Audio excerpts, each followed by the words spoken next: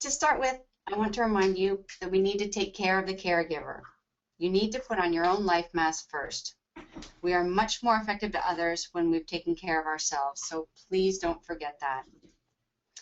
Second, we can't do everything, and I think it's really wise to know when to ask for help from family and friends, and also when to say no when something's too much.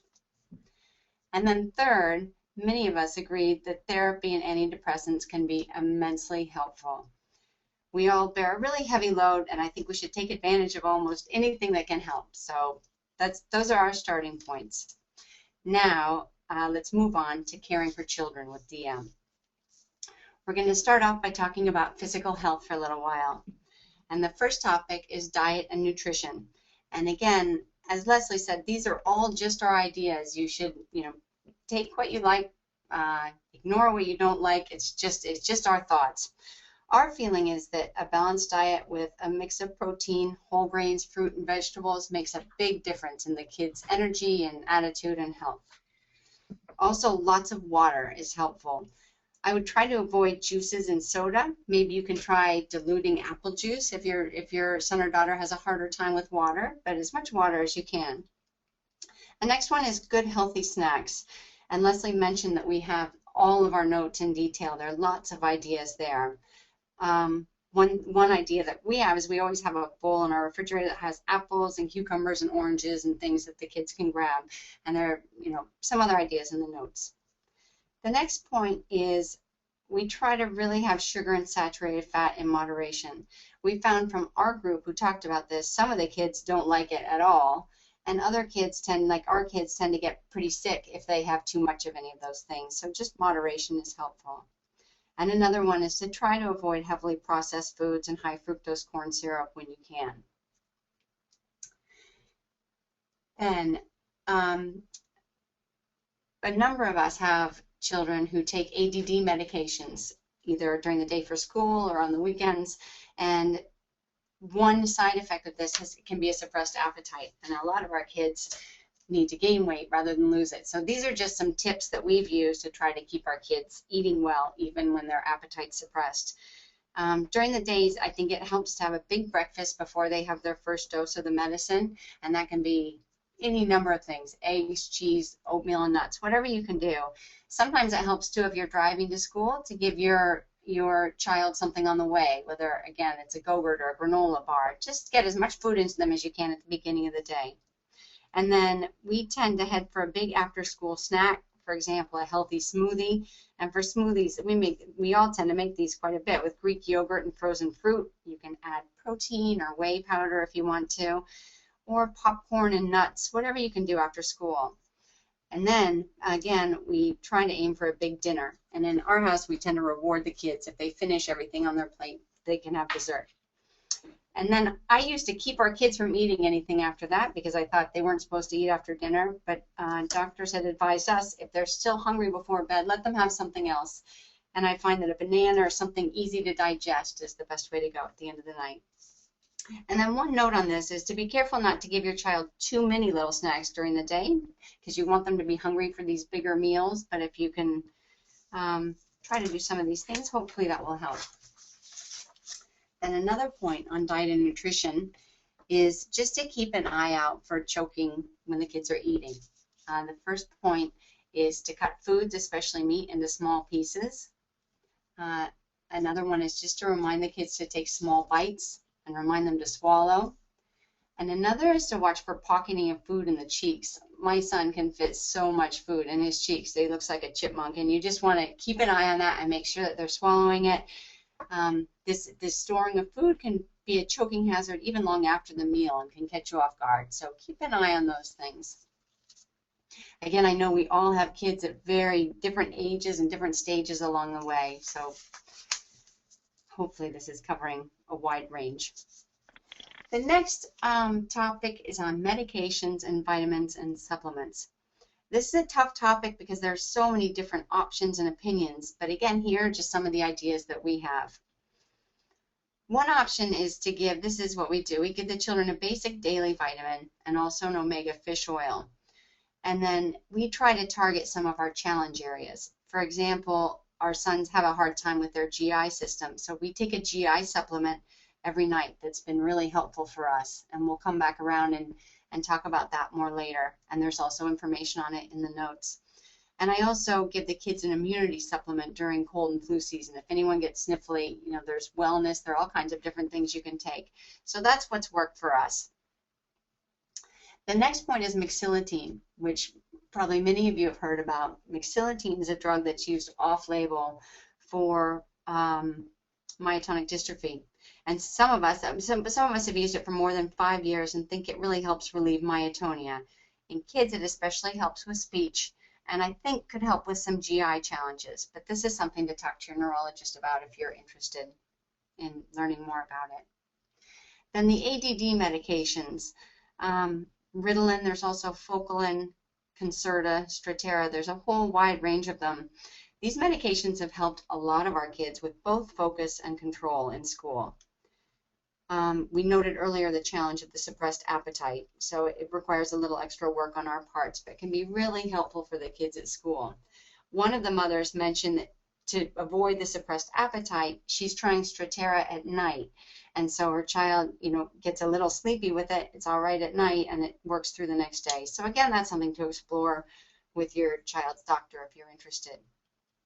And then Sarah mentioned arnica. And arnica is something, she gives it to her daughter to relieve sore muscles.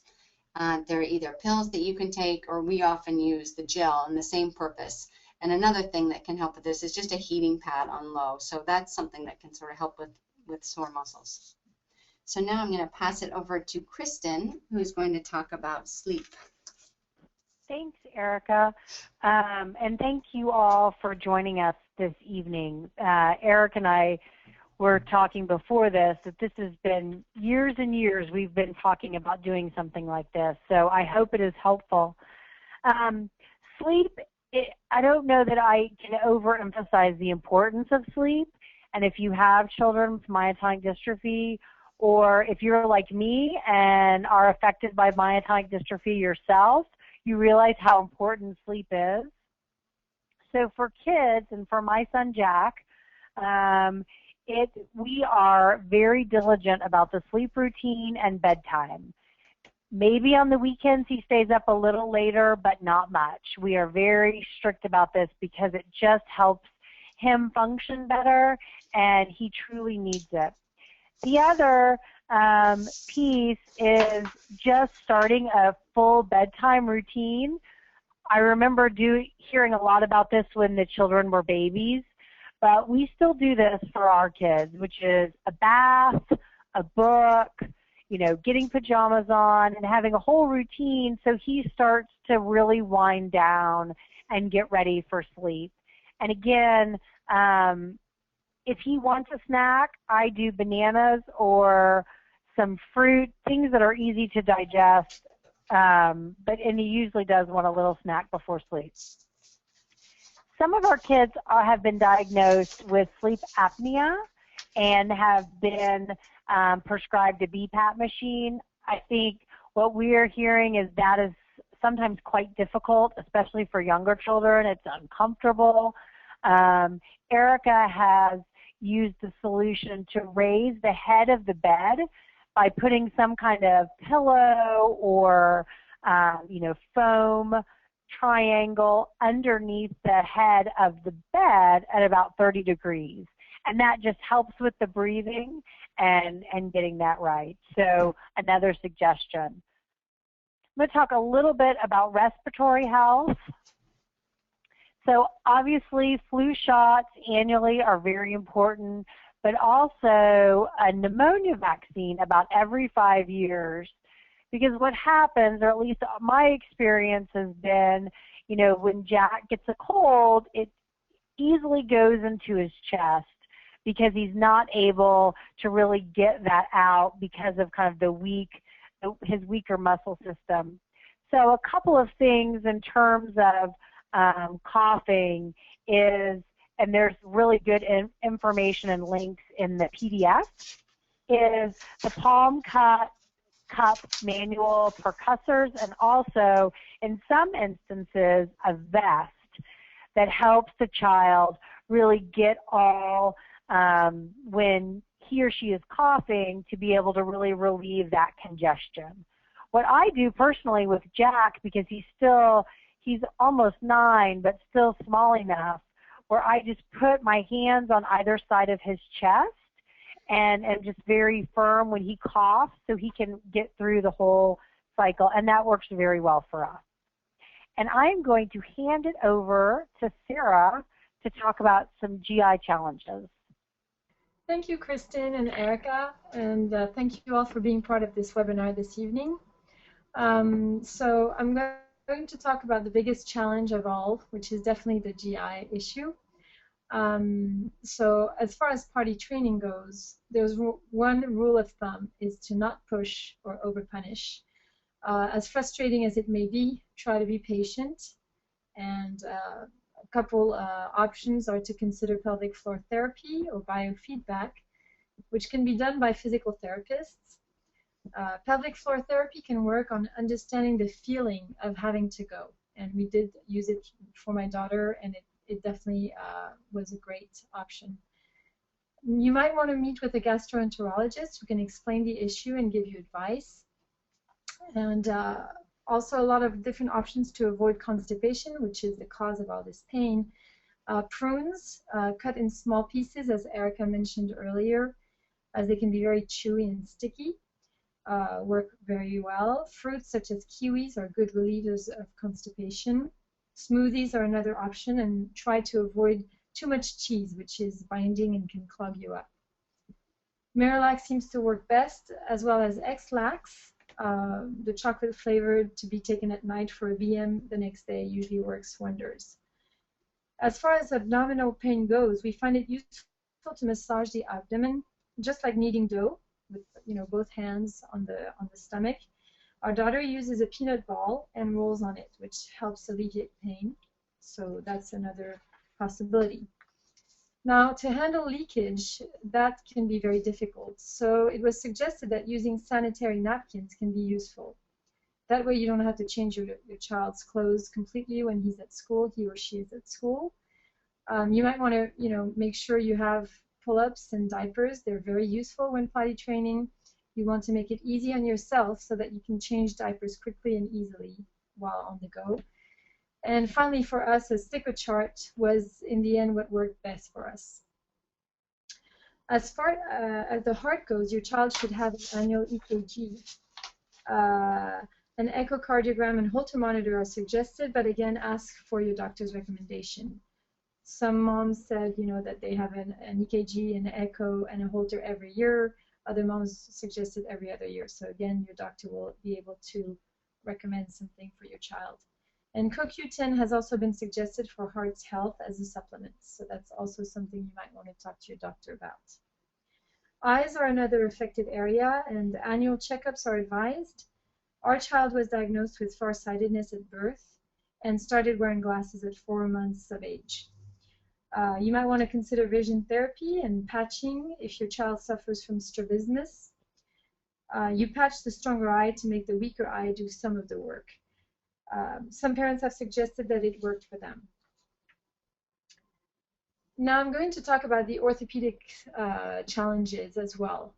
It's advised to see an orthopedic specialist every 2 years or more frequently depending on the severity of the problem, such as for some of us clubfoot or tight Achilles. So that's something you really want to take care of and keep track of it. We have done body motion analysis assessments for our daughter every 2 years, just to get a sense of the gait and what muscles are fired when she walks. It's actually an impressive study that enables you to see a three-dimensional picture of your child. It is then reviewed by an orthopedist who might suggest better equipment depending on gait, motion, and what muscles are fired and what are weaker, which ones are weaker. Physical therapy and home exercises help build core and maintain flexibility. So again, you can use balls, half balls are also good. Balance equipment work. We also have a trampoline that can be used for our daughter to exercise. Finally, work with your PT and an orthotist to determine best foot and ankle support options. We've casted our daughter so many times that I can't recall how many pairs of ankle-foot orthotics she wore. We were given a prescription for AFOs at first, but they didn't really work and were difficult to put into shoes. Even though we take off the insole, it didn't really work. So our PT suggested trying SMOs, also known as supramalleolar orthotics, which are more supple and not so chunky. You can see them on the picture here on the red carpet.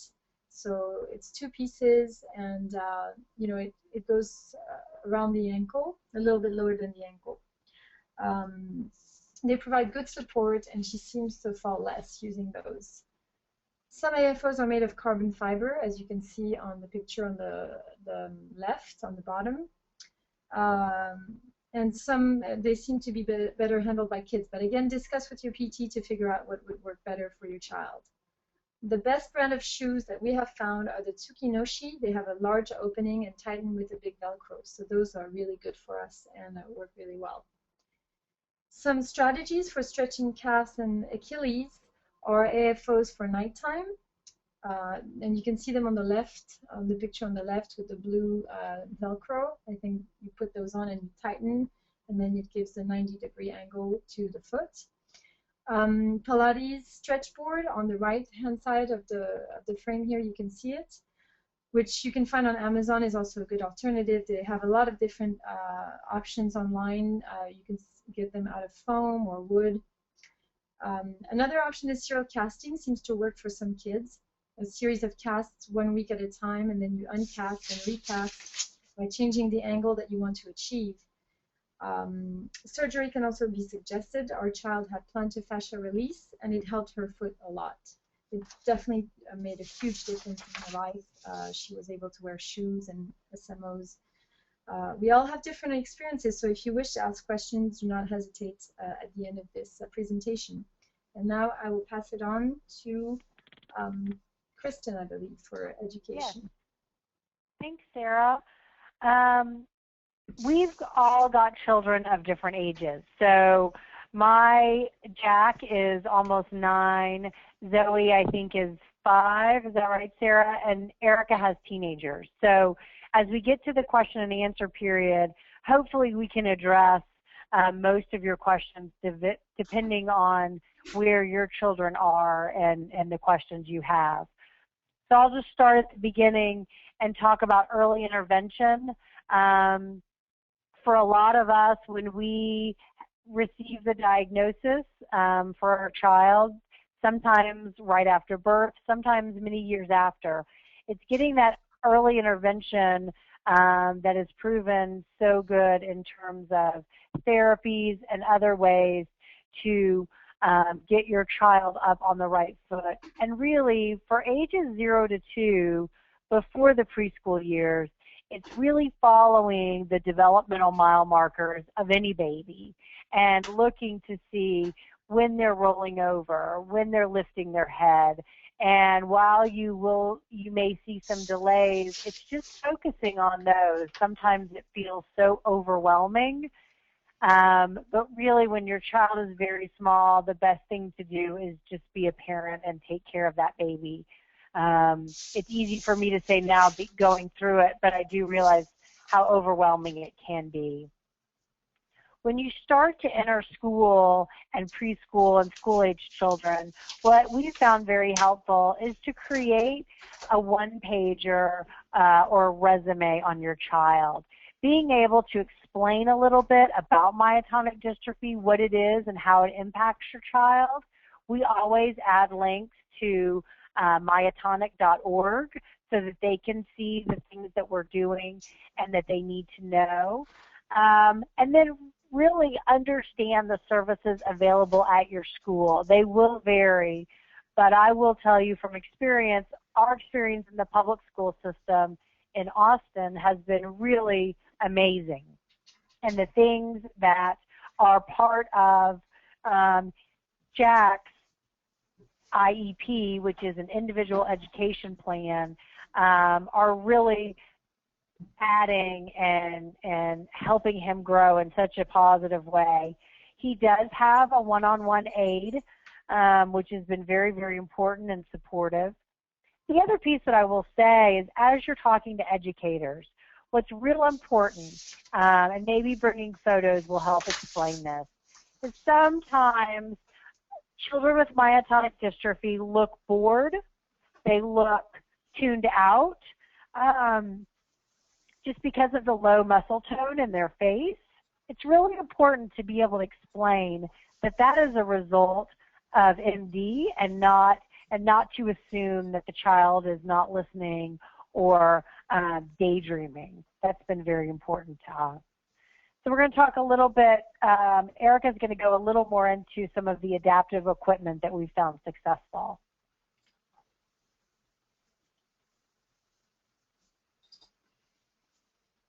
Okay, let's jump ahead to adaptive equipment. There's such a wide range of options here. We just listed a bunch, and again, they're on the PDF in the back. But some things that help our kids when they were younger are bouncy seats or a chair wedge. In preschool, when they're younger, it kind of lets them fidget around and surprisingly keeps them in their seat rather than the opposite. Another thing that's helpful are slant boards for the classroom and work at home. It's an easier way to write if they have their paper up at a slant. And then fidget toys, there are a lot of uses for these. Sometimes it's good for the kids at school, just have something to fiddle with. We also, our family, we tend to take a little bag of toys out for dinners and things with us that can keep our kids entertained for a while, which gives us all a little break. Also, a number of families use wheelchairs, particularly for long distances. Your child may not need it all the time, but if it can help you get around the mall or go on longer walks, that can be really useful. Another point is the disabled placard for the card. Again, a great way to minimize walking, and you can get a prescription and have access to that.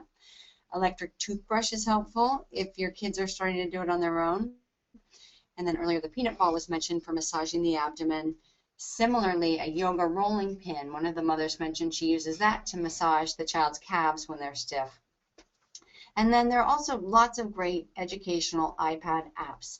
And I provided a link online. There are some great things. So feel free to explore those. It can be a good option. So let's go back now to the IEP. There, perfect. Because the adaptive equipment is more useful for the younger children. This moves into the IEP and the slightly older kids. And Kristen's going to talk about the IEP, I believe. Thank you, Erica. I think I messed this up there. I apologize on that.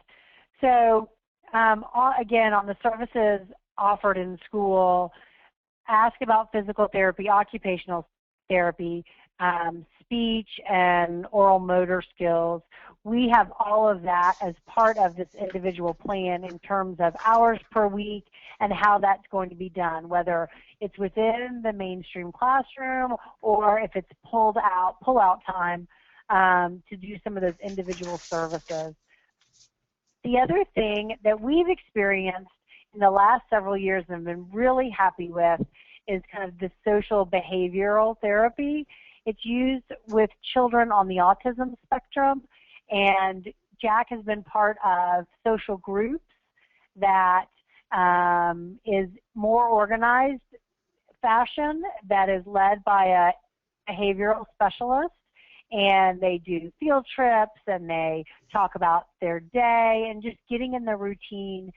So working with kids at school and learning how to interact has been very helpful.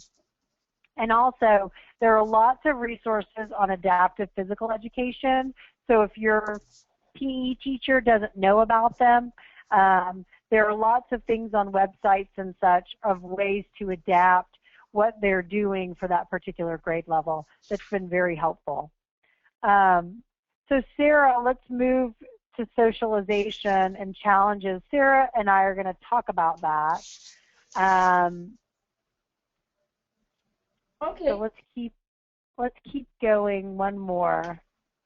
Oh, you know what, Kristen, I'm sorry. I'm going to take you back really quick and add. Yes. There's one other slide on other therapy options. Sorry. Yes.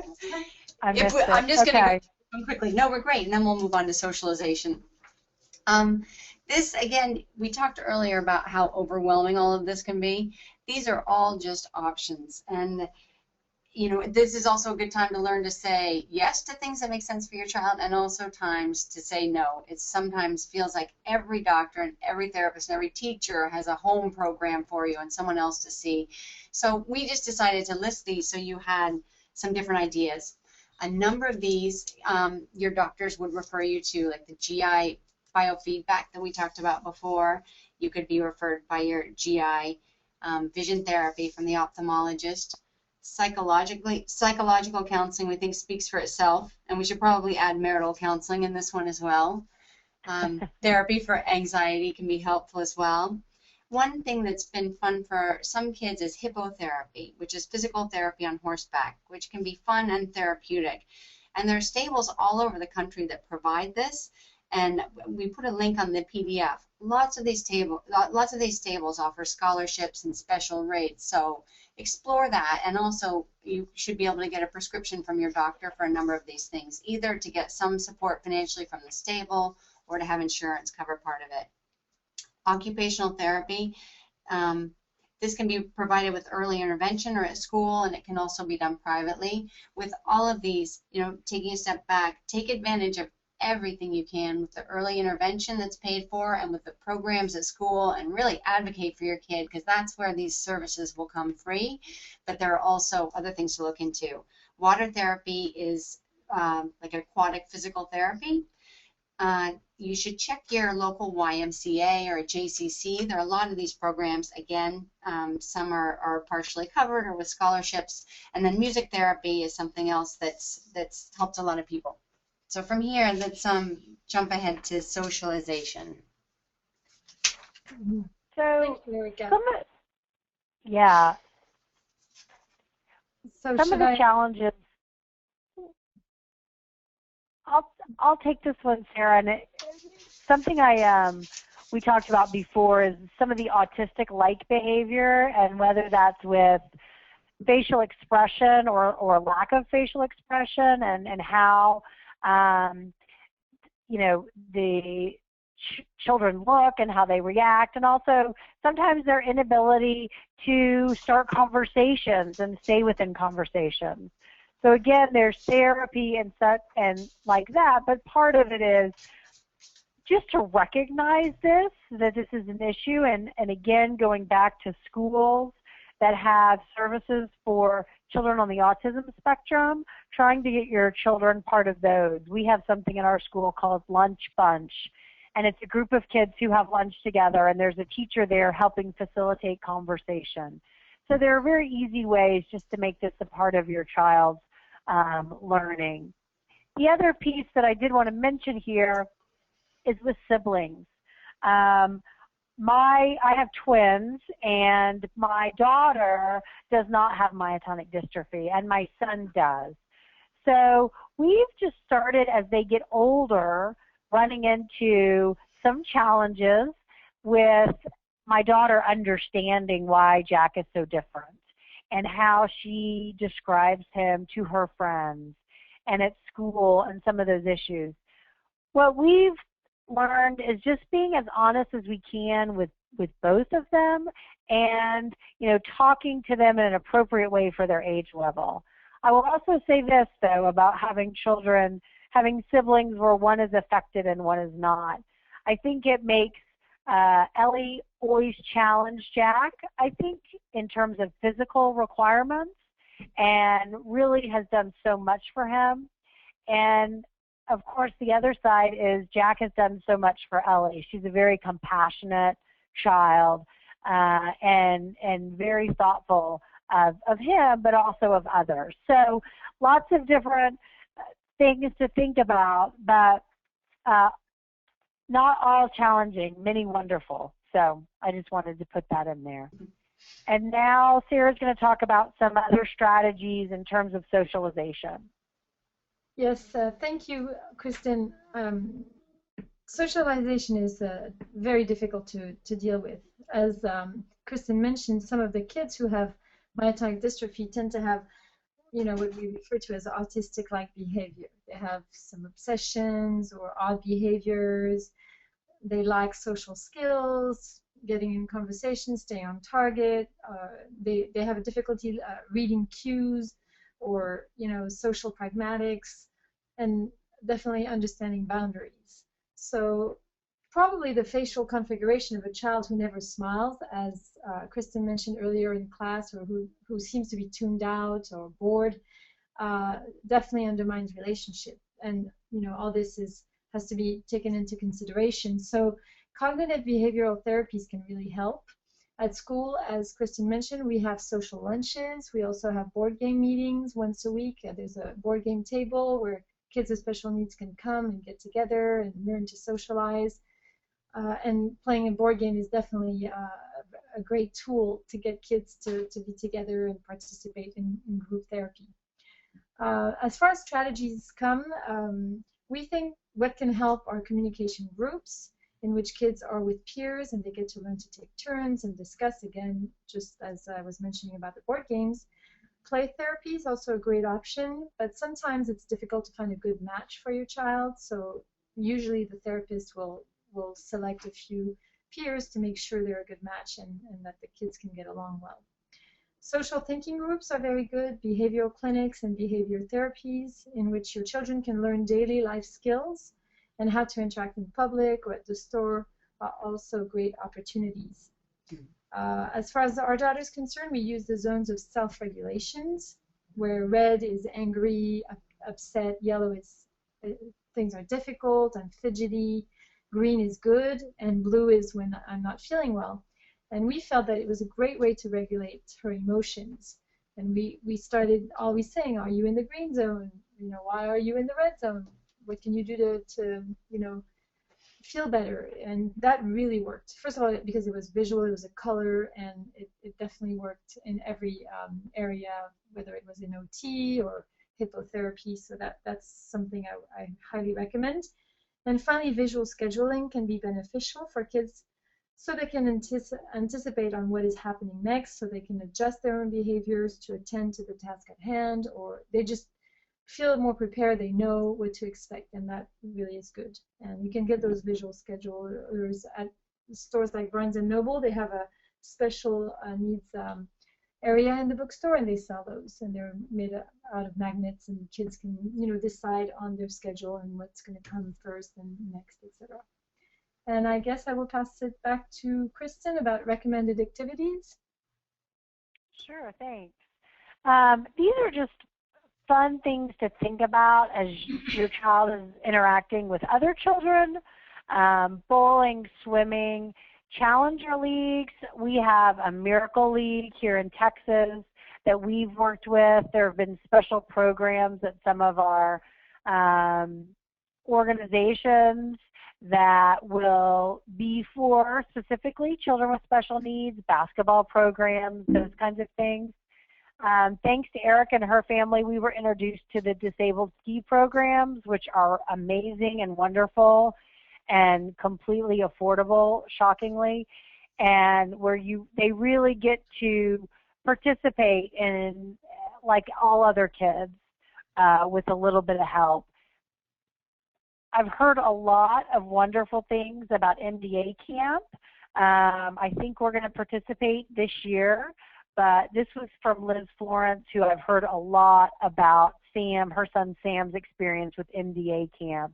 They've got doctors there. It's a week. They have one-on-one counselors with each child that really helps them participate. And it's starting as your children get older. As parents, we really start to worry about their independence and really helping them on the road to independence. And something like an MDA camp is a really nice step in that direction. So I think we're going to turn it back to Leslie, and we are very anxious and happy to answer any questions you have. And we have about 20 minutes. So the first question, how about speech? How did you handle the lack or delayed speaking? I'm happy to talk about that. It's Erica. Our younger son, both of our boys have myotonic dystrophy, and our younger son was more affected.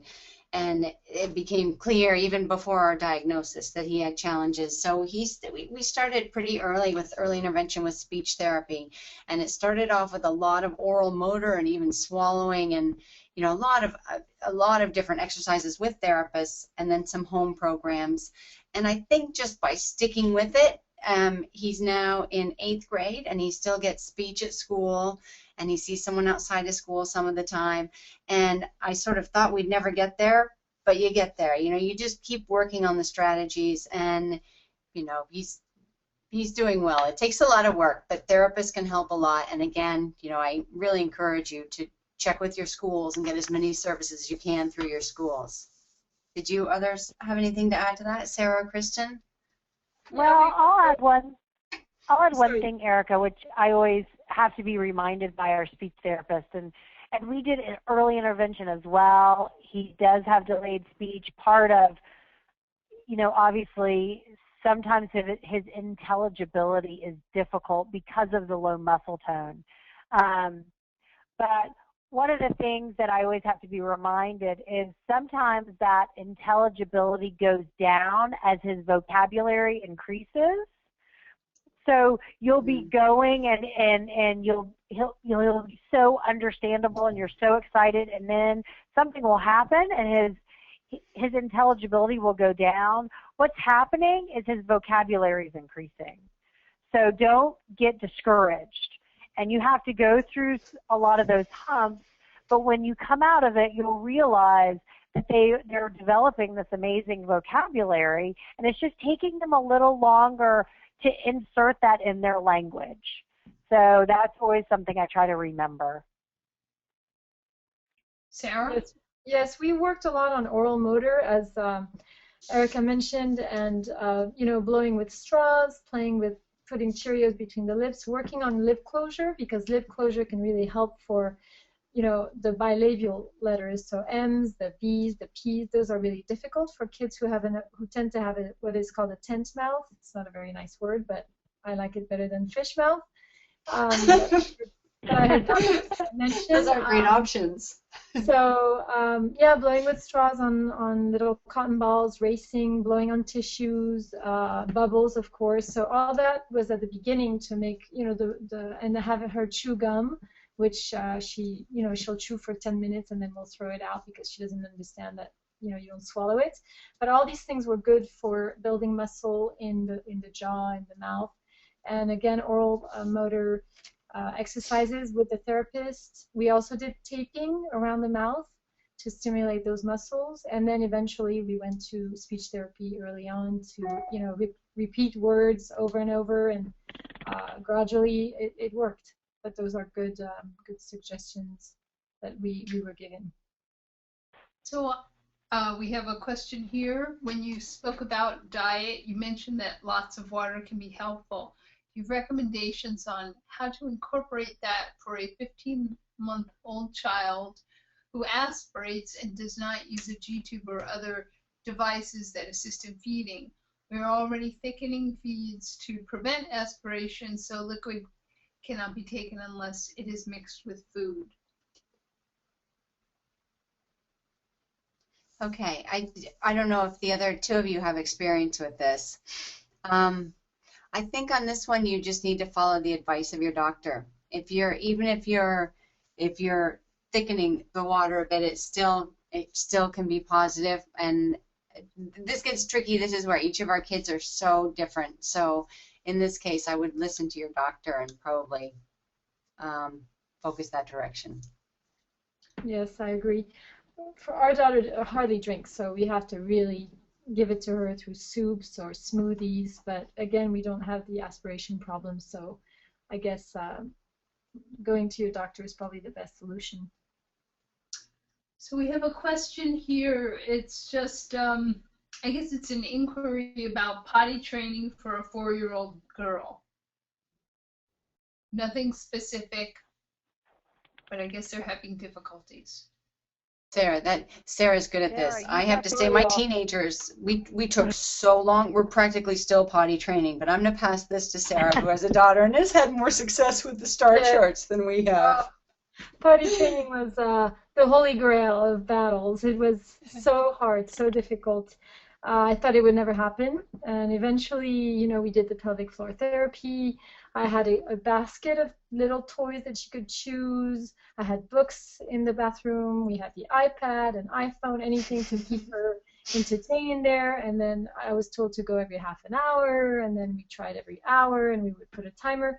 And there are great applications on the iPhone called I Go Potty, where actually somebody calls you and says, I hear so-and-so in potty, and it's the whole cheering and clapping, and it's still now a big party in our bathroom when she goes.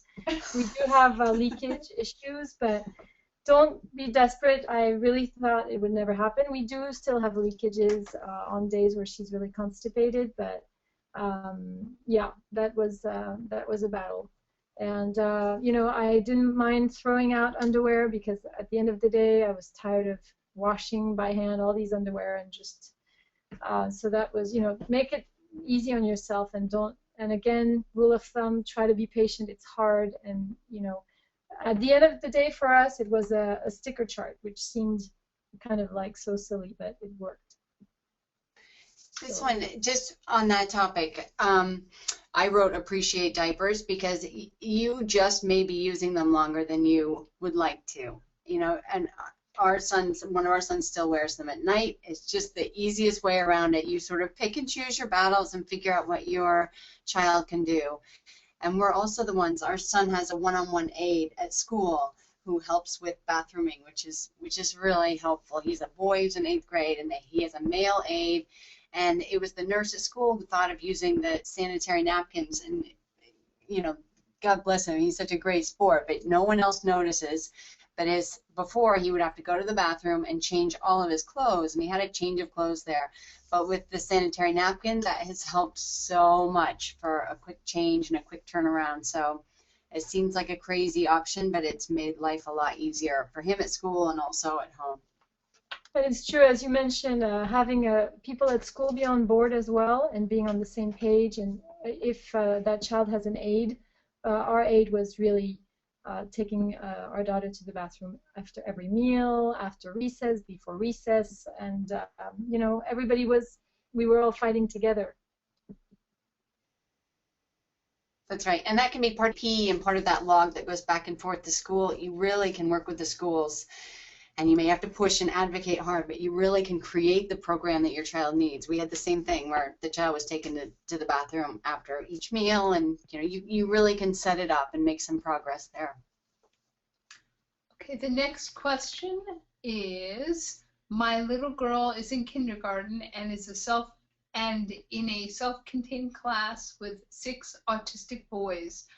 I've said from September that this class was not good for her, but can't seem to get the school to listen. She started pulling her hair out in January, and I feel it's because she's stressed, but since she doesn't talk, I really don't know why. Can you give me more information about the one-to-one aid? Sure. I can do that. I know Kristen has experience as well. We didn't figure out the one-on-one aid for quite a while. We had an IEP, and Ben needed help. Just one of the assistants in the classroom was helping with the bathroom, until we realized that on the IEP, our children should be able to qualify for a one-on-one aid under the categorization of orthopedic impairment. And I believe that aid is even funded at the state level. So that's a really important thing to look into.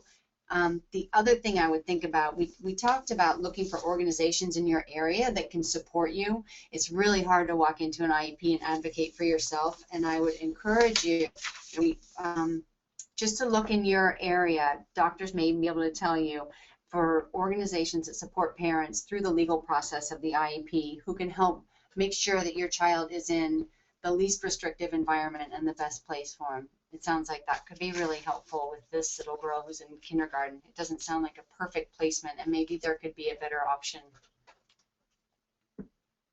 Shall I go to the next one? Mm-hmm. Okay. Sure. This is a question about the diapers for children who are beyond the time when they can actually fit on a changing table. What are you doing when you're out in public and need to change diapers? I can. Um, I don't know. I mean, I did it in my trunk, in my car. I had a potty in my car, and the trunk was a pretty good place. And just take your child to the restroom, and if they don't fit on the changing table, and if they can stand, we just did it there in the restroom. But I would say the same. We Yeah. have a big car, luckily, so the back of our Land Cruiser was often, trying to do it there. But also, my sons they're both boys, and I always take them into the ladies' room. And at first I sort of was worried about it, but you just can't go straight in and use the handicap bathroom, and often they're family bathrooms. So one of those two usually worked out for us. And the best thing for us was the pull-ups that have kind of the Velcro straps that you can just take them off and then, get it, and they don't have to get completely undressed in terms of pants and things. And then you could put them on, and then they still had that kind of pull-up feel where when they could push them up and down. But that helped for us a lot. But you just do what you have to do, and you don't. It is uncomfortable, but then you just have to get over it because. Let me tell you, we've been in so many different places changing diapers and pull-ups and all sorts of things. And I always keep extra clothes in the car with us, so I always have it there. Do your best to keep a sense of humor too. That helps a lot. It's interesting you say that, Erica, because we have someone in the audience who wrote, "The panelists are doing a great job. This is very helpful, and we're so glad you have all maintained a sense of humor." It's the only way. It's the only way. Exactly. It is, and it's a tough journey. I know Kristen and I have known each other for quite a while, and it's really hard when you're first diagnosed. And I know on the panel, out in the audience, there'll be a whole range. It is just hard, but as you learn a little bit more and a little bit more, and it's great to have this community pulling together. So at a minimum, look what we're all doing for each other, and reach out onto the website, and it gets easier for those of you who are more newly diagnosed. Promise.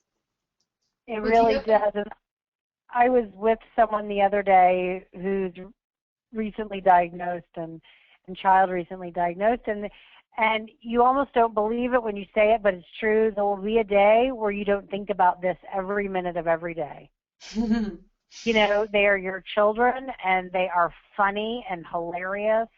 There's something about these kids. They've got a sense of humor, and the children that I've met with myotonic dystrophy are happy. They are self-assured. They're confident, and they feel really good about themselves. I agree. And sometimes you just have to look at them and take the cue from them. And that's, my son has so much confidence. It's incredible, and he's so thrilled with himself and his accomplishments. So, we are too, and we celebrate little things and big things. So you can do it. It gets much easier. No, it's true. For our daughter, we focus on her strengths and don't try to focus too much on her, difficulties with fine motor, but she's, as you were mentioning, very confident. So she's in a choir practice group, and she does theater, and because I have a clown in the house 24/7. So those are her strengths. She's good at performing. She feels good about herself, and I think that's important to look at those strengths and not look too much at the difficulties. It's true. The one other thing I'd add that my husband's always been great about with our kids is that we always say the one thing you can control is your attitude. So as they come home from school and their report cards and everything they're doing, if they're trying really hard and they have a good attitude, that's perfect. That's just what we want. And as Kristen and Sarah were saying, it's unbelievable with this community what great attitudes they tend to have. Sometimes better than their parents. So as Kristen said, take a cue from them. It's true. Yeah. Well, I want to thank you, Erica, Sarah, and Kristen so much. This has been a great webinar, and people have texted in thank you for paving the way and other related gratitude. So we're going to bring this webinar to a close. And I want to remind everyone that we do have, MDF has a Warmline feature. You can go to the website and fill out a Warmline request. That's for any type of questions that you may have. If you want to speak to someone about a specific issue, just fill out a request and we'll have someone give you a call or contact you via email. And you will receive, tomorrow, you'll receive an email with a brief survey. We'd love for you to fill it out. It's giving us feedback about your experience of this webinar. And I want to thank you for participating. This is recorded. This session has been recorded. It will be on the website in the next couple of days. Thank you again. Good night. Thank you all. Thank you so much. Thank you so much.